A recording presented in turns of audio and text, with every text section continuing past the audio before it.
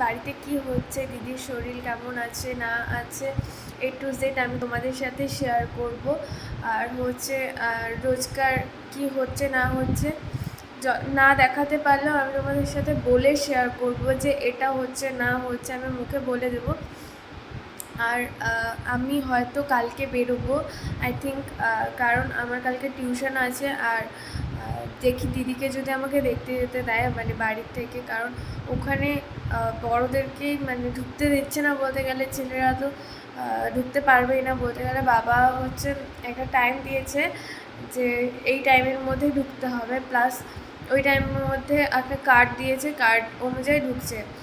আর বেশি জন করে নার্সিংহোমে ঢুকতেও দিচ্ছে না। আর মা হচ্ছে থাকতে চেয়েছিল, তো মাকেও থাকতে দিচ্ছে না ওখানে।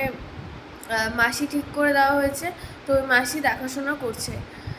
তো আমি জানি না যে কি হবে না হবে, তো যতটা পারবো আমি তোমাদের সাথে শেয়ার করব। আর হচ্ছে যাই হোক, আমি হয়তো কালকে বেরোবো। তো বের হয়ে যদি দিদির ওখানে যাই, আমি দিদি ওখানে গেছি যে দিদি কেমন আছে না আছে সেগুলো আমি তোমাদের সাথে শেয়ার করব। আর হচ্ছে কালকে আমার জিমও আছে, তো যদি যাই তাহলে তোমাদের সাথে সেগুলো সব শেয়ার করবো। আর টিউশনে গেলেও সেগুলো শেয়ার করবো।